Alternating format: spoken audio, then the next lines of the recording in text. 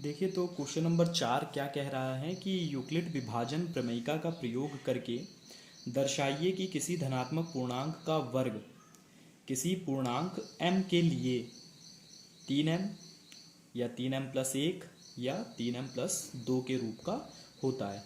तो यूक्लिड विभाजन प्रमेयिका हमसे क्या कहती है? यूक्लिड विभाजन प्रमेयिका कहती है कि कोई धनात्मक पूर्णांक जो क्या हो, a हो, उसका भाजक क्या होगा, b, भागफल होगा q और शेषफल होगा r। ठीक, तो हमको इसी इक्वेशन में रखना है इन सब चीज़ों को और इसको सॉल्व करके देखना है। तो यहाँ पर जो q है भाई हमको दे दिया है a बराबर 3m पहले वाले में, और जिसमें r हमारा क्या है, 0 है। दूसरी स्थिति में कह रहा है a बराबर 3m प्लस r हमारे पास क्या है, 1 है। तीसरी वाली स्थिति में कह रहा है 3m प्लस r हमारे पास क्या है, 2 है। तो यहाँ q जो है उसकी जगह पर जो भाजक है वो क्या ले लिया है, m ले लिया है तीनों में, आप देख रहे होंगे बिल्कुल क्लियर। और जो b है वो हमारे पास क्या है, भाजक हमारा क्या है, वो है 3, भागफल है m और शेषफल है 0, 1, 2। तो 3 स्थितियां हैं हमारे पास। ठीक है, तो हम तीनों स्थितियों को बारी बारी देख लेते हैं। तो पहली स्थिति देखते हैं। पहली स्थिति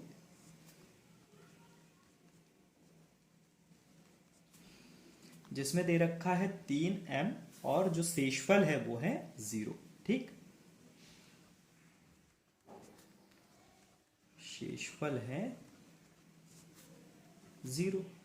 तो हम ये देख लेते हैं कि माना वो धनात्मक पूर्णांक क्या है, a है।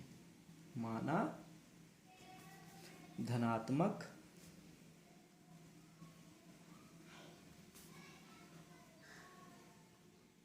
पूर्णांक a है। ठीक, तो a बराबर क्या हो जाएगा, a बराबर हो जाता है 3।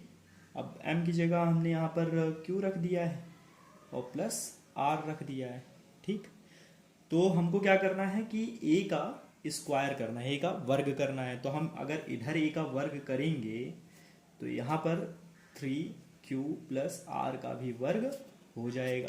ठीक, क्योंकि इक्वेशन में हम एक पक्ष में अगर कोई फेरबदल करते हैं तो वही सेम फेरबदल हमको दूसरे पक्ष में भी करना होता है। अगर इधर हम स्क्वायर लगा रहे हैं तो इधर भी स्क्वायर लगाएंगे, अगर यहाँ घात 3 लगा रहे हैं तो यहाँ भी घात 3 लगाएंगे। ठीक, तो हमने इसको ऐसे किया तो a स्क्वायर, अब इसको जो यहाँ मैं साइन लगा रहा हूँ इसको विच एम्प्लाइज बोलते हैं, या फिर या का निशान आप यहाँ यह भी लिख सकते हैं। कारण ये कि दोनों इक्वेशन के दोनों पक्ष हैं वो हम साथ लेके चल रहे हैं। ठीक है, वैसे आप यहाँ पर बराबर का निशान लेकर के ए स्क्वायर को ऐसे ही रख दीजिए, इसको सॉल्व करते चले जाइए। तो यहाँ पर क्या हो रहा है, a प्लस बी का होल स्क्वायर। ठीक है, यहाँ पर जो सर्वसमीका बन रही है वो a प्लस बी का होल स्क्वायर बन रही है, जिसका होता है a square plus 2ab plus B square. ठीक, ये सभी को याद होगा आप लोगों को। तो यहाँ पर हम क्या करेंगे, a की जगह पर हमारे पास है 3q, तो हम क्या करेंगे 3q का स्क्वायर प्लस b का स्क्वायर, यानी पहले तो हम कर लेते हैं 2a की जगह है 3q, b की जगह है r, उसी तरीके से प्लस यहाँ पर r का स्क्वायर हो जाएगा, यानी b का स्क्वायर हो जाएगा। ठीक है, ये हो गया a का स्क्वायर प्लस 2a की जगह पर 3q, b की जगह पर r और b का स्क्वायर यानी r का स्क्वायर। अब इसको आगे सॉल्व कर लेते हैं। अब देखिए मैं इसको एक साथ लेके नहीं चल रहा हूँ, तो 3q का स्क्वायर यानी 3 तिहाई 9q और इसके ऊपर वर्ग लग जाएगा। ठीक है, 9q स्क्वायर प्लस, अब इसका तो गुणा कर लेंगे, 3 दूनी 6q हो जाएगा, लेकिन r हमारे पास क्या है, यहाँ पर 0 है। r क्या है, 0 है। तो जैसे ही 0 से हम पूरे को मल्टीप्लाई करेंगे ये पूरा क्या हो जाएगा, 0 हो जाएगा। उसी तरीके से यहाँ पर भी हम क्या करेंगे, r यानी 0 का जब वर्ग करेंगे तो वो भी क्या हो जाएगा, 0 हो जाएगा। तो हमारे पास बचा क्या, ये पूरा ही ले लेते हैं, a स्क्वायर बराबर हमारे पास आ गया 9q स्क्वायर।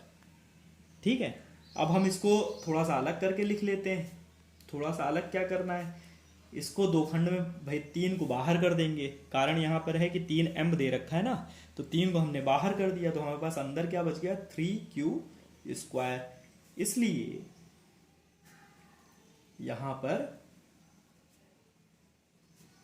m का जो मान आएगा वो क्या आएगा 3q²। ये पहली स्थिति के लिए है। ठीक है भाई, 3q² हो जाएगा, तभी तो 3m हमने लिखा, 3m की जगह हो गया 3q²। अब हम देख लेते हैं दूसरी स्थिति। दूसरी स्थिति हमारे पास क्या है।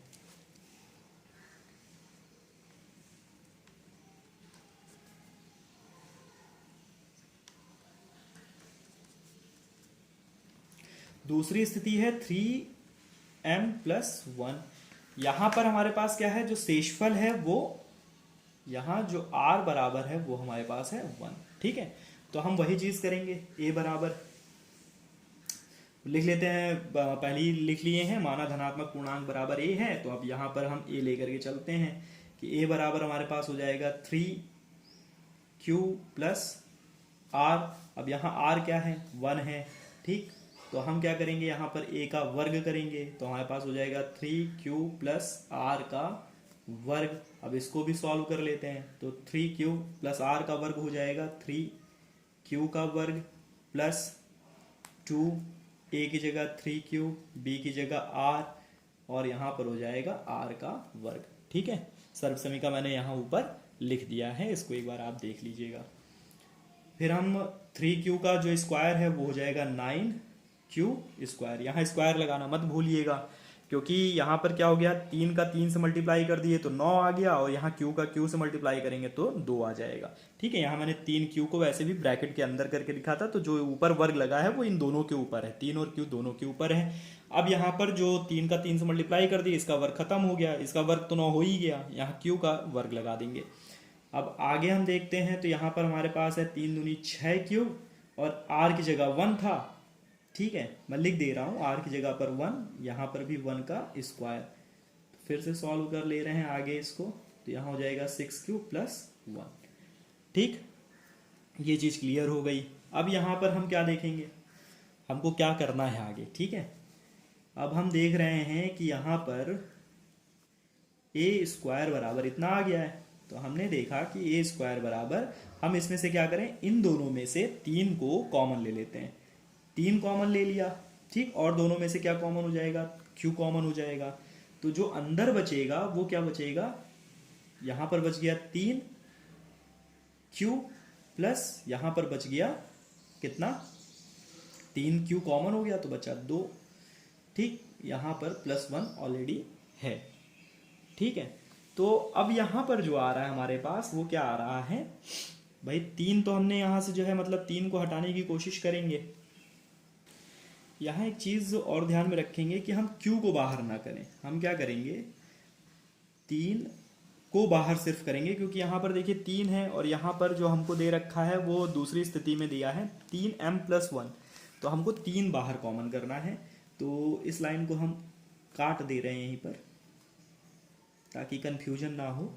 हम क्या करेंगे, 3 9 में से 3 को कॉमन कर लिया, तो अंदर बच गया 3q² को ऐसे ही रहने दें, प्लस यहाँ से 3 को बाहर कर लिया, तो हमारे पास यहाँ बच गया 2q, और यहाँ हमारे पास +1 ऐसे ही है। ठीक है, तो आप क्या करते हैं, कर सकते हैं यहाँ पर एक मिड ब्रैकेट भी लगा सकते हैं। ठीक, अब यहाँ पर जो a² की वैल्यू आ रही है वो आ रही है हमारे पास 3, मिड ब्रैकेट लगा लेंगे, फिर छोटे ब्रैकेट में +2q+1। ठीक है, ये हमारी वैल्यू आ गई। तो अब यहाँ पर m की जो वैल्यू है वो क्या हो जाएगी, m+1 की वैल्यू कह लीजिए या m की वैल्यू कह लीजिए, वो हमारे पास आ जाएगी भाई, यहाँ पर a बराबर जो हमने दूसरी स्थिति में लिखा था वो 3m+1 लिखा था, तो +1 तो यहाँ ही है शेषफल में, जो m की वैल्यू है वो ये है, तो m की वैल्यू हो जाएगी, इसलिए यहाँ पर m बराबर 3q² + 2q, ये हो गया m की वैल्यू। अब यहाँ पर कंफ्यूज होने की दिक्कत नहीं है, यहाँ देखिए 3m है +1 है, +1 हमारा अलग है, ये शेषफल है, और m की वैल्यू जो है वो 3q² + 2q है। ठीक है, ये m की वैल्यू निकल करके आ जाएगी दूसरी स्थिति के लिए। अब हम तीसरी स्थिति देखते हैं कि तीसरी स्थिति क्या कह रहा है। तीसरी स्थिति में कहा है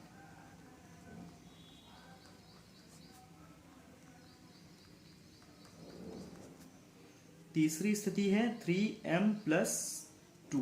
यहाँ पर 1 की जगह शेषफल जो हमारा हो गया वो 2 हो गया, तो हम यहाँ पर शेषफल क्या कर देंगे, बराबर 2। ठीक है, फिर वही करना है, a बराबर 3q प्लस r। ठीक, अब यहाँ पर r जो हमारे पास है वो है 2, तो हम इसका वर्ग कर लेते हैं, a स्क्वायर बराबर 3q प्लस r का वर्ग। अब की बार मैं मान यहीं रख दे रहा हूँ, यहाँ पर स्क्वायर होगा, यहाँ पर बराबर हो जाएगा। ठीक है, a स्क्वायर बराबर यहाँ हो जाएगा 3q प्लस 2। ठीक, r की वैल्यू हमने रख दी 2, इसका वर्ग। अब इसी को सर्व समीकरण के माध्यम से ओपन कर लेते हैं, तो 3q का स्क्वायर प्लस 2 ब्रैकेट में 3q, फिर ब्रैकेट में 2 प्लस 2 का वर्ग। ठीक, a square plus 2ab plus b square.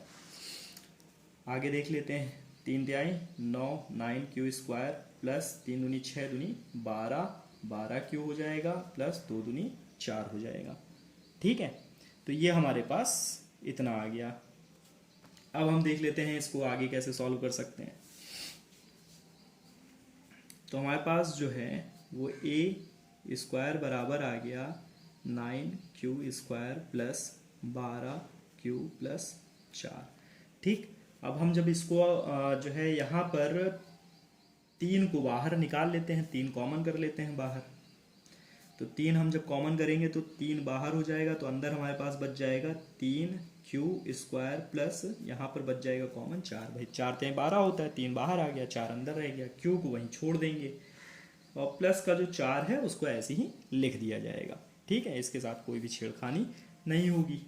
तो अब हम देख रहे हैं कि हमारे पास जो 3m है, m की वैल्यू क्या आ गई, 3q स्क्वायर प्लस 4q। ठीक है, 3q स्क्वायर प्लस 4q आ जाएगी। अब इसके अलावा एक चीज और भी आप कर सकते हैं। अब देखिए हमारे पास क्या हो रहा है कि हमने ले लिया 3, यहाँ पर 3q का स्क्वायर यहाँ पर आ गया प्लस 4q। ठीक है, अब यहाँ पर 4 बच जा रहा है केवल, तो हम क्या कर सकते हैं, इसी इक्वेशन को चाहें तो इस वाले इक्वेशन को देख लीजिए कि हम क्या कर रहे हैं, यहाँ पर 9q स्क्वायर प्लस 12q और इसको हम लिख ले रहे हैं 3 प्लस 1। इस 4 को हमने क्या किया, 3 प्लस 1 लिख लिया, जिससे क्या होगा कि इन तीनों में से हमको 3 मिल जाएगा, इस 1 को बाहर कर देंगे। ठीक है, तो हमने यहाँ पर क्या किया कि 9q स्क्वायर में से 3 बाहर कर लिया, तो हमारे पास बच गया q square, 3q square plus 12q में से हमने 3 को बाहर कर लिया तो 4q बच गया। यहाँ पर हमने 3 में से 3 को बाहर कर लिया तो 1 बच गया और प्लस का 1 हमारे पास शेष रह गया। ठीक है, तो हमारा जो यहाँ पर हम इस इक्वेशन को भी यहाँ पर छोड़ सकते थे, लेकिन जब इसमें से कॉमन हम निकाल सकते हैं तो इस वजह से हमने क्या करा है, एक स्टेप और आगे बढ़ा लिया और इसमें से इसको भी 2 खंड में बांट दिया, 3 प्लस 1 कर दिया 4 को, तो जिससे क्या हो गया कि इन तीनों में से 3 हमको बाहर मिल गया। अब 9q स्क्वायर में से हमने 3 को बाहर कर लिया तो अंदर 3q स्क्वायर बच गया, 12q में से हमने 3 को बाहर किया तो 4q बच गया और 3 को यहाँ उठा लिया तो यहाँ पर 3 1 जा 3 होता है, तो 1 इसका फैक्टर बच गया यहाँ पर और प्लस का 1 हमने बाहर कर दिया। तो ये जो m की वैल्यू आ जाएगी वो हो जाएगी ये। ठीक है, यहाँ से यहाँ तक m की वैल्यू हो जाएगी, तो इसलिए हम लिख सकते हैं कि यहाँ पर m बराबर 3q square plus 4q plus 1।